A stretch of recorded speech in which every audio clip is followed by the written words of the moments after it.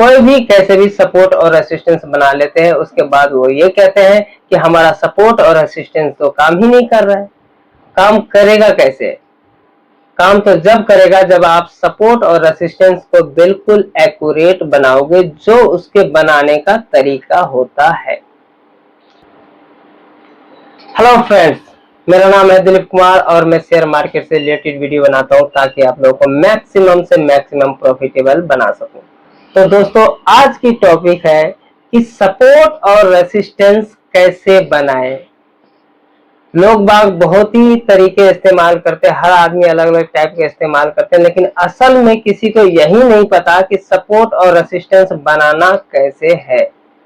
तो आज हम आप लोगों को बिल्कुल A to Z बिल्कुल विस्तार से समझाएंगे कि सपोर्ट और रेसिस्टेंस कैसे बनाया जाता है। स्टेप बाय स्टेप बताएंगे कि सपोर्ट रेसिस्टेंस बनाने का क्या टेक्निक है, क्या तरीका है। तो दोस्तों, वीडियो शुरू करने से पहले मैं आप लोगों से यही कहूंगा कि अगर आप हमारे चैनल पर नए हैं तो बाकी का वीडियो भी हमारे काफी सारे हैं, जो आप हमारे सपोर्ट और रेसिस्टेंस हो गया, कैंडल पैटर्न हो गया, और आप लोगों को मार्केट का ट्रेंड कैसे देखा जाता है, हर चीज आपको हमारे चैनल पे मिल जाएगा। तो दोस्तों, अगर आप हमारे चैनल पर नए हैं तो प्लीज लाइक करें, सब्सक्राइब करें, साथ में कमेंट करें। कमेंट करके जरूर बताएं ताकि हम आप लोगों के लिए और भी अच्छा से अच्छा इम्प्रूवमेंट कर सके। हमारे चैनल पे आपको शेयर मार्केट से रिलेटेड ऑल वीडियो मिलेगा जो आप देखना चाहेंगे। जो आपको समझ में नहीं आता आप उसे देख सकते हैं, हमारे चैनल पे हर तरह का वीडियो अवेलेबल है। तो दोस्तों, हम वीडियो को ज्यादा देर ना करके जल्दी से शुरू करते हैं कि हमें सपोर्ट और रेसिस्टेंस कैसे बनाना है। तो पहले हमें करना क्या होता है, बहुत लोग होते हैं जो दोस्तों कि सपोर्ट और रेसिस्टेंस बनाते हैं, कोई भी कैसे भी सपोर्ट और रेसिस्टेंस बना लेते हैं, उसके बाद वो ये कहते हैं कि हमारा सपोर्ट और रेसिस्टेंस तो काम ही नहीं कर रहा है।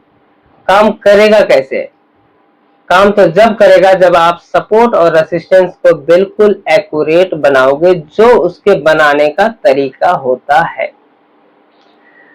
तो तरीका क्या होता है? तरीका ये होता है कि आपको पहले मंथली चार्ट पे जाना है। मंथली चार्ट पे जाने के बाद आपको उसका हाई और लो को मार्क कर लेना है। जी हाँ दोस्तों, बिल्कुल ध्यान से देखिएगा। मंथली चार्ट पे आपको उसका हाई और लो मार्क कर लेना है। उसके बाद नेक्स्ट स्टेप होगा हमारा वीकली टाइम फ्रेम। जी हाँ दोस्तों, वीकली टाइम फ्रेम पे भी आपको सेम करना है। वीकली टाइम फ्रेम का हाई और लो को मार्क कर लेना है। सेकेंड स्टेप हो गया। अब लास्ट होता है हमारा जो थर्ड स्टेप है, वो है हमारा डे टाइम फ्रेम। जी हाँ दोस्तों, डे टाइम फ्रेम पे भी आपको सेम करना है, लेकिन इसमें एक एक्स्ट्रा करना है। वो क्या करना है? तो पहले डे टाइम फ्रेम में जाने के बाद आपको उसका हाई और लो को मार्क करना है, और उसके बाद उसकी क्लोजिंग को भी मार्क करना है। जी हाँ दोस्तों, उसका क्लोजिंग भी बहुत ही इंपॉर्टेंट होता है।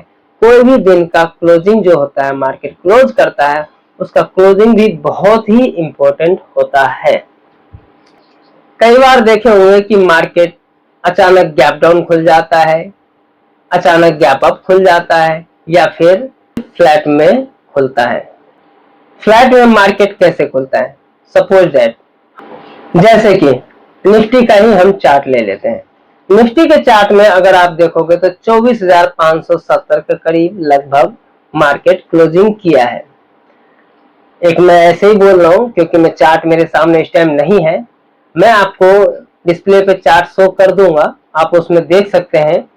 मान के चलो कि 24,570 पे आज मार्केट क्लोज किया है, और अगर कल मार्केट सेम प्राइस पे मार्केट ओपन होता है तो उसे हम कहते हैं कि फ्लैट में मार्केट ओपन हुआ है। मतलब कोई गैप अप नहीं है, ना ही गैप डाउन है। इसके अलावा अगर आप देखोगे कि गैप डाउन के मामले में कि मान लो कि निफ्टी 24,570 पे आज क्लोजिंग किया है और किसी वजह से कल मार्केट 24,500 पे ही मार्केट ओपन हो, तो हम उसे गैप डाउन कहते हैं।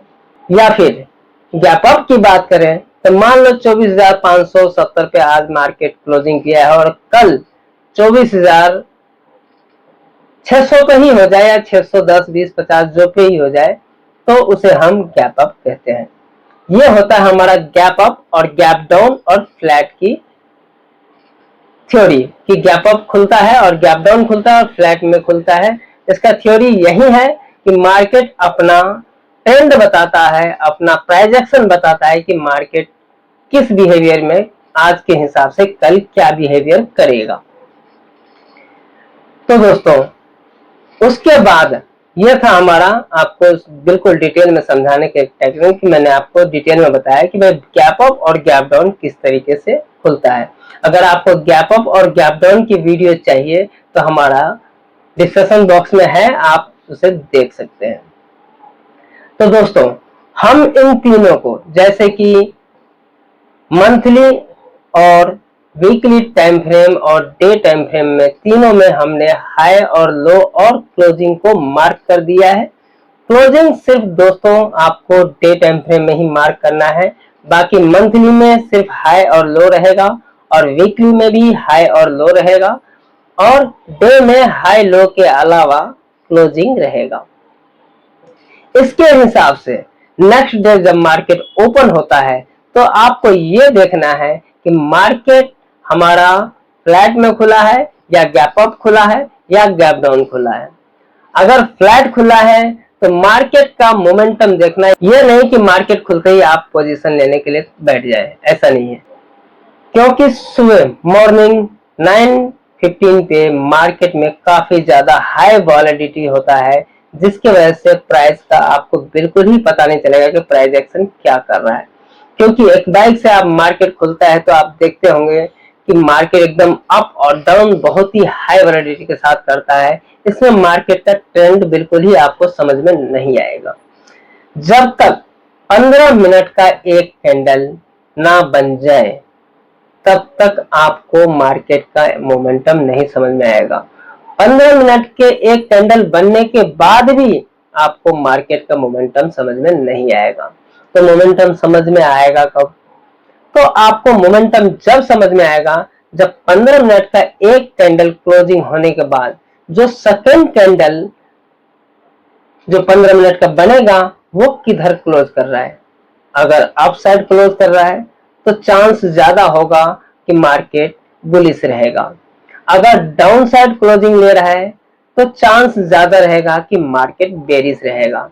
लेकिन अगर 15 मिनट के टाइम फ्रेम पे अगर कैंडल का सेकंड कैंडल उसके अंदर ही रेंज बना रहा है, ना उसके अप साइड जा रहा है ना डाउन साइड जा रहा है, तो आप ये समझिए कि मार्केट अभी कोई डायरेक्शन नहीं दिया है, कि मार्केट अभी कहीं नहीं जा रहा है, बिल्कुल वो रेंज में है।